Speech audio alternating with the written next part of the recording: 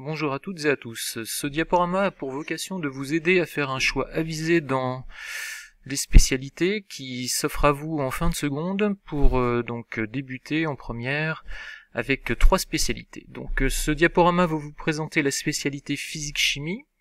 Alors tout d'abord, premier point important, pourquoi choisir cette spécialité? En effet, pour choisir cette spécialité, il faut avoir eu, si possible, de bons résultats en classe de seconde, mais également être motivé par la matière, aimer les sciences, avoir envie de répondre à des questions sur des domaines de la vie courante ou liés à des grands enjeux actuels, à savoir l'énergie, l'environnement, la médecine, telles que celles qui sont présentées ci-dessous, donc des questions que l'on peut retrouver dans les journaux, les magazines, etc., de sciences ou non. Voilà, donc comprendre un petit peu le monde qui nous entoure et les grands enjeux qui sont développés dans les différents médias. Qu'étudie-t-on en spécialité physique-chimie?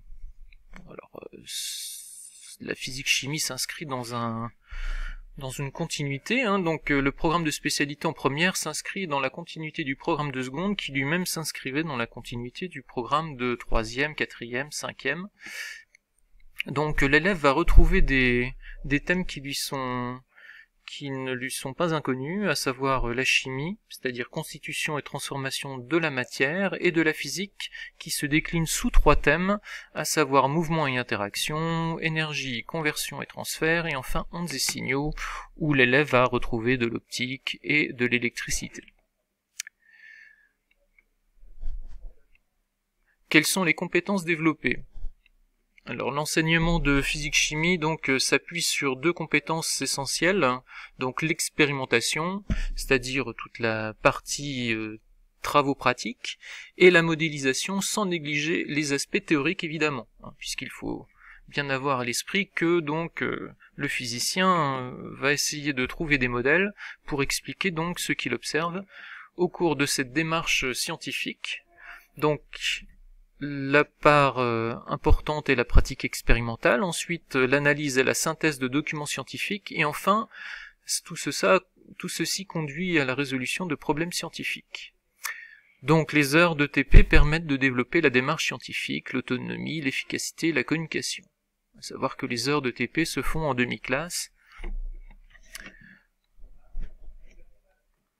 Alors quels sont les débouchés avec la spécialité physique-chimie? Donc les débouchés sont nombreux, on peut citer les débouchés à l'université tels que PACES, c'est-à-dire médecine, STAPS pour le sport, licence de chimie, licence de physique et sciences pour l'ingénieur, etc.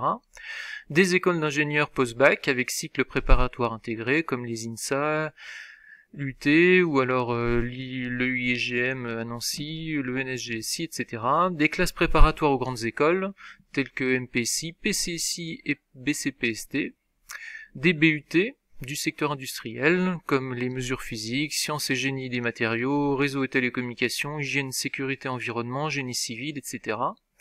Et enfin BTS du secteur de la chimie, de la physique, du paramédical et de l'environnement.